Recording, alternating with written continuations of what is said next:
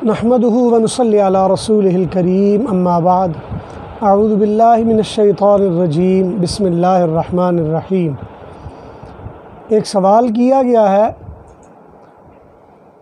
کہ التحیات للہ، اس کے بارے میں سننے میں آیا ہے کہ یہ جملہ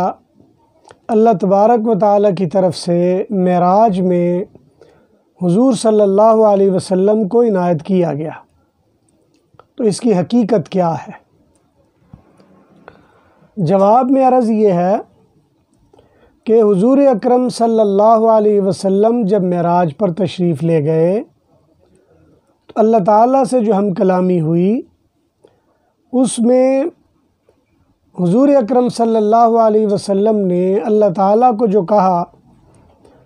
تو السلام علیکم تو نہیں کہا جا سکتا تھا، البتہ فرمایا کہ التحیات للہ والصلوات والطیبات۔ احادیث کے الفاظ اس سے مختلف بھی ہیں، لیکن حضرت عبداللہ بن مسعود رضی اللہ تعالیٰ عنہ سے جو روایت مروی ہے اور احناف کے ہاں جو معمول بہا ہے وہ یہی ہے کہ التحیات للہ والصلوات والطیبات، الفاظ اسی طرح ہیں۔ مفہوم اس کا یہ ہے کہ تمام تحیات یعنی زبانی ہونے والی تمام عبادتیں اور مال سے ہونے والی تمام عبادتیں اور عمل سے ہونے والی تمام عبادتیں اللہ تعالیٰ کے لیے ہیں۔ اللہ تعالیٰ کی طرف سے جواب دیا گیا السلام علیکہ ایہا النبی ورحمۃ اللہ وبرکاتہ۔ السلام علیکہ ایہا النبی ورحمۃ اللہ وبرکاتہ۔ جواب میں تین ہی باتیں اللہ تعالیٰ کی طرف سے ارشاد فرمائی گئیں کہ السلام علیکہ، اے نبی آپ پر سلامتی ہو، ورحمۃ اللہ اور اللہ کی رحمتیں ہوں، وبرکاتہ اور اس کی برکات ہوں۔ یہ اللہ تعالیٰ کی طرف سے جواب دیا گیا۔ جواب میں پھر حضور علیہ الصلاۃ والسلام کی طرف سے جو جملہ ارشاد فرمایا گیا، فرمایا السلام علینا وعلی عباد اللہ الصالحین، ہم پر بھی سلامتی ہو اور صالح بندوں پر بھی اللہ تعالیٰ کی سلامتی ہو۔ اب یہ جو التحیات ہم عام طور پر پڑھتے ہیں، اس کا مفہوم یہ ہے جو میں نے عرض کر دیا ہے، اور سوال یہ ہے کہ آیا یہ عرش معلیٰ پر اللہ تعالیٰ کی ہم کلامی میں ہوئی ایسی بات یا نہیں؟ اس کے بارے میں جواباً عرض یہ ہے کہ بعض روایات میں ایسی چیزیں آتی ضرور ہیں جو سند کے لحاظ سے اگرچہ اس معیار کی نہیں ہیں، لیکن معناً اس میں صحت پائی جاتی ہے۔ اس لیے صوفیاء کے ہاں ایک حدیث مشہور ہے جس میں فرمایا الصلاۃ معراج المؤمن یا الصلاۃ معراج المؤمنین، نماز مومنوں کی معراج ہے۔ اگرچہ محدثین کے ہاں اس کو بطور حدیث کا نہیں ذکر کیا گیا اور بعض نے اسے موضوعات میں ذکر کیا ہے، لیکن صوفیاء کے ہاں اس کو باقاعدہ حدیث کے طور پر نقل کیا جاتا ہے، اور خاص طور پر حضرت مجدد الفسانی نے اور امام غزالی نے احیاء العلوم میں اور مجدد الفسانی نے مکتوبات میں اور کئی دوسرے صوفیاء نے اپنی اپنی کتابوں میں، جیسے یعنی قوت القلوب میں ابو طالب مکی نے اس کو حدیث کہہ کر نقل کیا ہے، اور معنوی طور پر صحت اس بنا پر ہے کہ حضور اکرم صلی اللہ علیہ وسلم جب معراج پر تشریف لے گئے تو جو کلام اور جو شرف کلام آپ صلی اللہ علیہ وسلم کو ملا، امت کو وہی شرف کلام انہی الفاظ میں جو دیا گیا وہ ہے جس کا ہم اعادہ نماز میں کرتے ہیں، ہر نماز میں ہر 2 رکعت کے بعد کرتے ہیں۔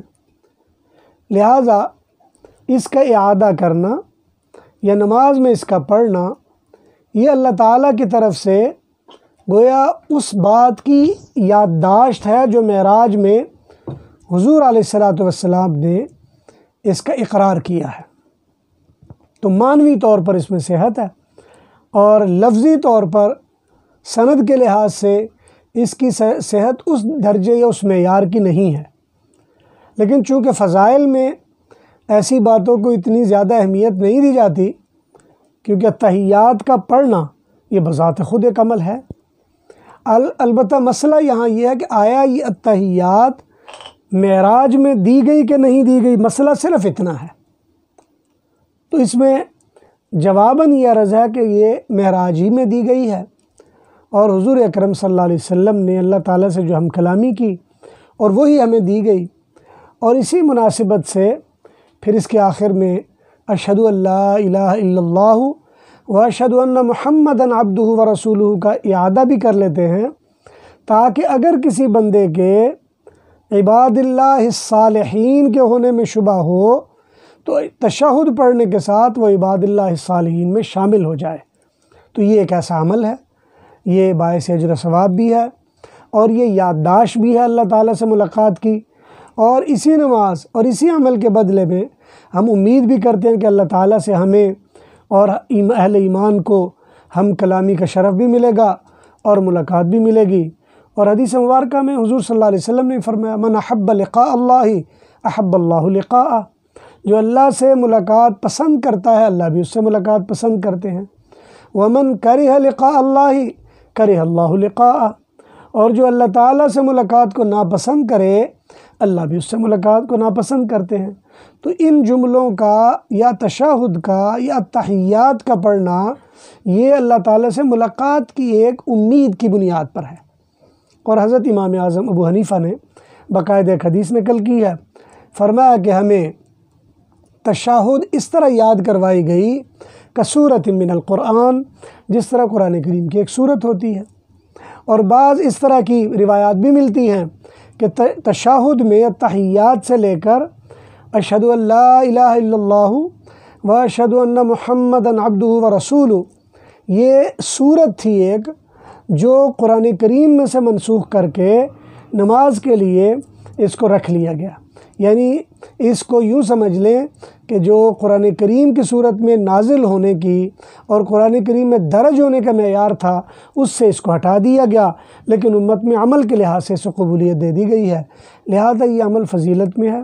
اور اگر کوئی بندہ خوش دلی سے توجہ یکسوئی کے ساتھ اللہ تعالیٰ کو سامنے رکھتے ہوئے تشہد میں اور اس کے معنوں کا خیال رکھتے ہوئے پڑھے تو یقیناً روحانی طور پر بھی عملی طور پر بھی